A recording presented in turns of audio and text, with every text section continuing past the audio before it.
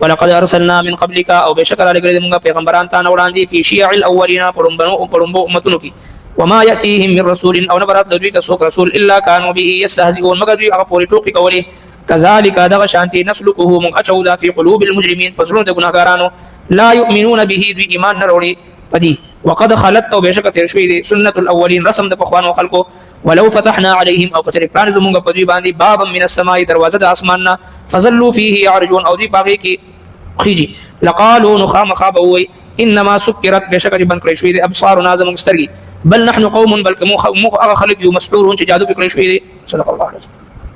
دا کافرانو ذکر فرمایل چې کوم دي قران نه مخ اړي اعتراض کوي دوی په پروز د قیامت تمنا کوي چې کاش کوم مسلمانان وي او بیا نبی کریم صلی الله علیه وسلم ته ارشاد فرمایل چې ما محبوب پیغمبر دوی پریدا خپل په دې خواهشاتو کې لګیاوي او دا شانتي سنوي خبر نه ده بلکې دوی په شانتي دي قومونه مخکې هم هلاک کړي او بیا د کافرانو قول ذکر فرمایل چې دوی وي نبی صلی الله علیه وسلم مبارک ته چې ته مجنونی الله تبارک وتعالى داغي جواب ارشاد فرمایل چې دا کلام منګه برحق نازل کړي دي او دغه شانتي دوی چې کوم وایي چې فرشتي ستا صداقت گواهی ولې نه ورکوي نو فرشتي ملائک موږ الزم کې ترالبو چې کله دوی ته عذاب ورکول مقصود وي او د دوی نام او نشان مټاول مقصود وي او دا قران عظیم الشان دا یو نصيحت دی موږ نازل کړی دی او موږ د دې حفاظت کوو او دې کې بیا نبی کریم صلی الله علیه وسلم ته الله جل شانه تسلی ورکړي چې زما محبوب پیغمبر د دې مشرکین او په اعتراضاتو باندې د دوی په سازشونو باندې د دوی په تنقیدونو باندې د دوی په مکر او فریب باندې غمجن کېږه ما تا نه مخکې مونږ ډېر پیغمبران دنیا ته رالېږلي دي وړومبني امتونو کې خو چې کله به هم په یو امت کې یو پیغمبر راغی نو څه خلک به داسې وو چې د هغوی پورې به خندا کوو استهزا به کوو تمسخر به کوو چې دوی تا پورې خندا کوي نو دا څه نوې خبره نه ده تر اول ورځې نه تر قیامت پورې به انبیاء کرام او د انبیاء کرامو چې کوم وارثان دي علماء کرام دا هغوی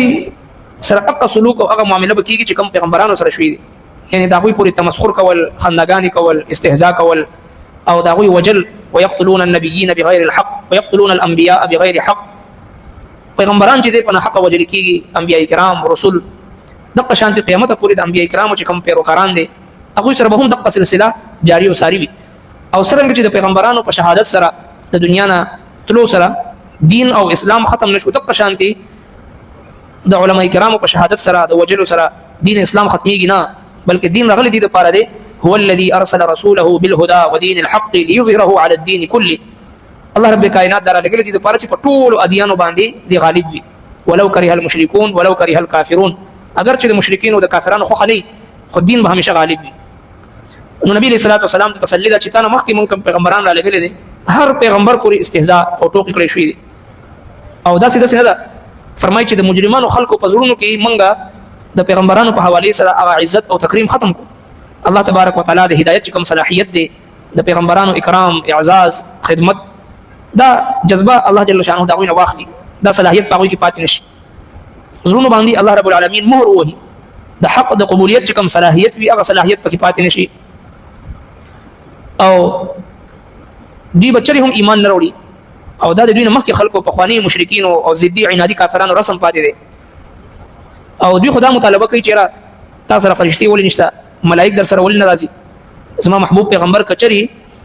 د دغه مشرکین ته فرشتي راتل خو لري خبره ده کچري دوی لپاره د اسمان دروازې کولو کړی شي او دوی بره اوخه جوړ شي نو دوی چې بره اوخه دي نو بیا به دوی و چې دا سحر را باندې کړی دي سجادوی را باندې کړی ده نظر بندي را باندې کړی ده نو په دې وخت به هم دوی و چې موږ باندې سحر شوی دی موږ دا ځکه الله رب العالمین د دوی نه د حق د قبولیت کوم صلاحیت دی هغه سلب کړی دی الله رب العالمین چې کان چانه د هدایت صلاحیت سلب کی او زړه تک تور شي نو بیا په نیک محفل کې په نیک مجلس کې د زړه تنګيږي او د ګناه په محفل کې د نافرمانی په محفل کې د معصیت په محفل کې دی خوشاله ځکه دنه د روح چې هغه نجس روح چې کله نجس شي ناپاک شي نو بیا انسان وایي موسیقي چې دا د روح غذا ده میوزیک او موسیقي دا د روح غذا ده واقعي چې کوم پلیت او نجس روح وي دا غذا هغه په موسیقي کې وي دا غذا په بدکاری کې وي دا غذا په بازار کې وي او چې کوم پاک روح وي نو دا غذا چې دا هغه د الله په کلام کې دی د قران کریم په تلاوت کې دی د الله په ذکر کې دی نو لہذا چې کله زړه تک تور شي او په زړه کې د حق د قبلولو صلاحیت ختم شي نو بیا د هدایت ټول لارې ورته چې هغه نخکاری ولقد ارسلنا من قبلك او بشکر لګل د موږ پیغمبران ته وړاندې فی شیع الاولین پړمنو امتونو شیعه جماعت او ډلې فی شیع الاولین شیع جمع ده شیعه دي شیعه یعنی ډلې او گروه او جماعت ته ویل شي وما ياتيهم من رسول او نبرات دوی ته پیغمبر الا كانوا به يستهزئون مگر دوی هغه پوری ټوکی کول ار پیغمبر پوری قیامت پوری چې څوک د پیغمبر په میشن باندې رواني کاغه دعوت او تبلیغ کی وی کاغه درس او تدریس کی وی کاغه تصوف کی وی کاغه جهاد کی وی په هر شعبه کې چې لګیاوي د دین خدمت کوي د پیغمبر په وراثت کې لګیاوي نو د خلاف سازشونه هم کیږي خندګانی هم کیږي الا كانوا به يستهزئون د الله رب العالمین برګزیده شخصیات پوری پیغمبرانو پوری شوی دي نو خندګانی مونږ څه شو كذلك نسلكه دغشان اچو في قلوب المجرمين فزرونو کې د ګناهګارانو الله رب العالمین بیا د مجرمانو زړونه داسې واړی چې بیا دین پر خندام کوي کفر هم کوي او شرک هم کوي خپل آخرت نورم تبا کوي لا يؤمنون به بإيمان نروړي بدی وقد خلت سنة الاولين وقد خلت او بشکه تیر شوی دي سنة الاولين رسم د پخوانو خلقو سنت په معنا د طریقه او د رسم ولو فتحنا عليهم دا خو دا مطالبه کوي چې فرشتي د تا دراش او کچري په دوی باندې پرانیز سلی شي بابا من السماء دروازه د طرف د اسمان نه فظلوا فيه او دوی اوخج پاغي کی فظلوا فيه پس دوی فظلوا فيه يعرجون او دوی پاغي کی اوخج برا لقالوا نو کچري اسمان ته بر اوخج په خپل باندې هم لقالوا نو خامخ بدوی داوي انما سكرت بشک بند کړی شوی د ابصارنا زموږ سترګي بل نحن بلک مونږ قوم مسحورون بل نحن قوم بلک مونږ خلق یو مسحورون چې جادو پکړی شوی دي چې کله دوی په خپل باندې اسمان ته اوخج او دروازې ولا کلو کړی شي د اسمان نو دوی به وی چې رمو باندې جادو شوی دي